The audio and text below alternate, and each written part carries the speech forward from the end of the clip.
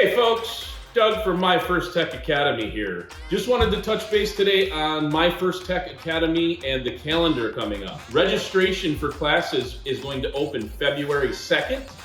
So that will allow you to register for some of the level 1 and level 2 classes. We also have posted the entire calendar for this year on the website. And just a recap on what level 1 is versus level 2. Level 1 is going to go over all of the basics of electrical theory, and it's going to walk through the process of remote start installation from start to finish. Level 2 is going to be a product-focused class that's going to cover all of the FirstTech products, all of the programming features, all the options, every single wire on all of our controllers, as well as our RF kits. So just to give you a brief overview, that's what we have available for you.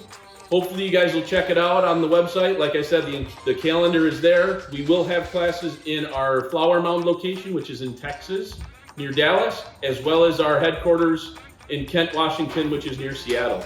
Have a great day, and thanks for watching.